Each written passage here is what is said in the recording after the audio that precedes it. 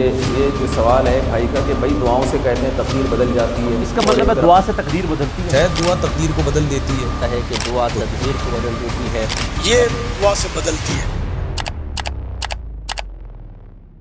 ایک سوال یہ تھا کہ کیا دعاؤں سے تقدیر ٹل جاتی ہے؟ دیکھیں تقدیر کی دو قسمیں ہیں، ایک کو کہا جاتا ہے تقدیر معلق۔ اللہ کے علم میں یہ بات ہوتی ہے کہ یہ چونکہ دعا کرے گا اس لیے اس کو شفا ملے گی یا اس کا کام بن جائے گا۔ لیکن ایک تقدیر میں ہوتا ہے جس کو لٹکی کی تقدیر کہتے ہیں کہ اگر یہ دعا مانگے گا تو اس کو شفا ملے گی، یہ دعا نہیں مانگے گا تو اس کو شفا نہیں ملے گی۔ لیکن اصل میں اللہ کے علم میں پہلے سے ہوتا ہے کہ مانگے گا کہ نہیں مانگے گا۔ یہ جو کہتے ہیں دعاؤں سے تقدیر چل جاتی ہے، یہ دوسری والی تقدیر چلتی ہے۔ جو اصل تقدیر جو اللہ کے علم کا نام ہے، دعا بھی اسی تقدیر کا حصہ ہے۔ اس میں ہوتا ہے کہ یہ علاج کرے گا لہذا شفا ملے گی، یہ دعا مانگے گا لہذا اس کو شفا مل جائے گی۔ اس لیے دعاؤں پہ زور لگانا چاہیے، کیونکہ بہت دفعہ اللہ نے تقدیر میں لکھا ہوا یہی ہوتا ہے کہ یہ دعا مانگے گا تو اس کو شفا ملے گی، نہیں مانگے گا تو اس کو شفا۔ بخاری اور مسلم دونوں میں یہ حدیث ہے کہ جس شخص کی یہ خواہش ہو کہ اس کے رزق میں برکت ہو اور عمر میں برکت ہو جائے، وہ اپنے رشتہ داروں کے ساتھ اس نے سلوک کرے۔ تو ظاہر اس نے سلوک کیا کہ آپ نے اخلاقی طور پہ بھی اور مالی مدد بھی ان کی کر دی، تو اس کا مطلب ہے دعا سے تقدیر بدلتی ہے۔ لیکن یہ بھی تقدیر میں لکھا ہوتا ہے کہ اس کی عمر تو تھی 60 سال، اس نے اپنے بہن بھائی کے ساتھ اس نے سلوک کیا، ہم نے اس کو 80 کر دینا ہے۔ اب وہ کرے گا تو ہو جائے گا۔ اب دنیا میں اگر کوئی شخص بسم اللہ پڑھ کے ساکٹ میں 2 انگلیاں دے دے گا تو انشاءاللہ تعالیٰ وہ مر جائے گا۔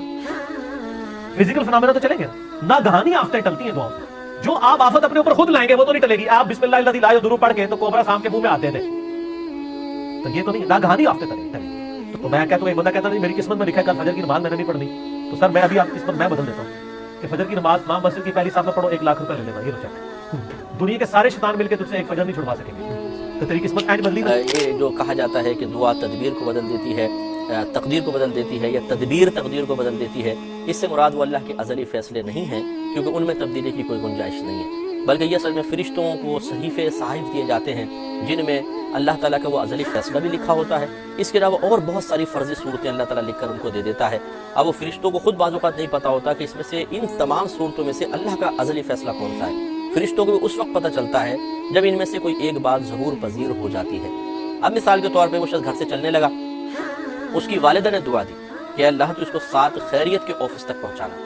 اب یہ باہر نکلا، اس نے سوچا اس راستے سے جاؤں، اس سے جاؤں، اس سے جاؤں یا اس سے جاؤں۔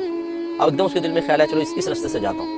وہ گیا اور سیدھا آفس تک پہنچ گیا، آرام سے صحیح سلامت پہنچ گیا۔ تو اس کا مطلب یہ ہوا کہ ماں کی دعا کی برکت سے وہاں تک پہنچا۔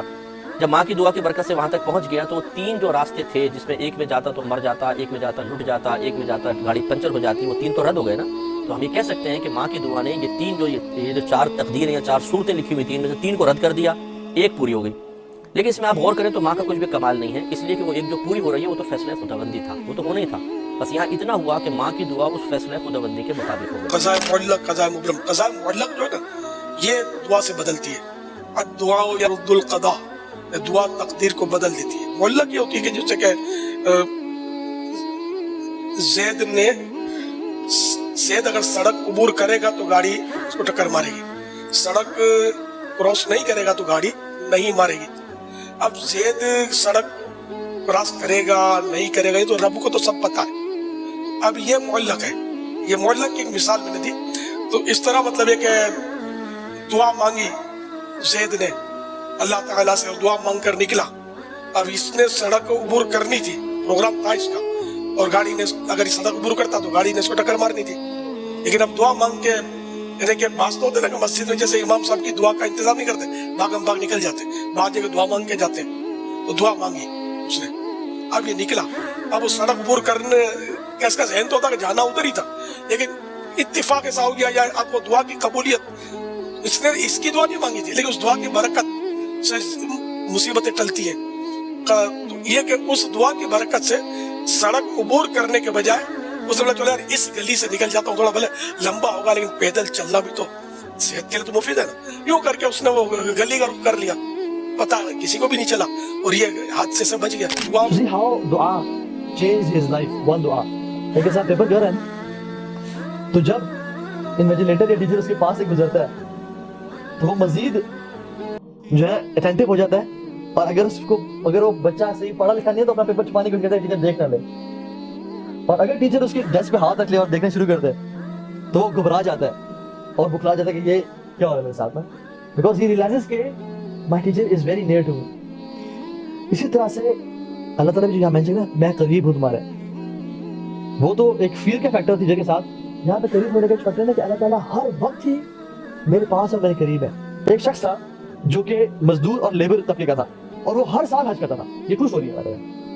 तो लोगों ने उससे पूछा कि ये क्या बात है कि आपके पास तो पता आपकी इनकम भी बहुत हो रही है, आपके पास तो माल पैसा भी नहीं होता, आप हर साल हज करते हैं। तो उसने कहा कि वल्लाह ताला आलम, अल्लाह ताला मेरी हर साल नीड पूरी कर देता है और किसी तरह से बंदोबस्त हो जाता है। वाकया मुझे लगता है। और वो ये कहते हैं कि जब मैंने फर्स्ट टाइम हज करने का इरादा किया तो कहते हैं कि मैंने ना अपना सारा साल पैसा इकट्ठा किया और फिर कहते हैं कि मैंने जब मैं बस से बैठा हुआ था तो I saw a woman, she was very heavy, और वो इतनी हैवी थी कि उसे चलना मुश्किल हो रहा था और उस नेक्स्ट टैक्सी पकड़ी थी जिससे वो चल रही थी एंड आई कुड इजीली सी कि वो बहुत ज्यादा तकलीफ और पेन में है जो चल रही है।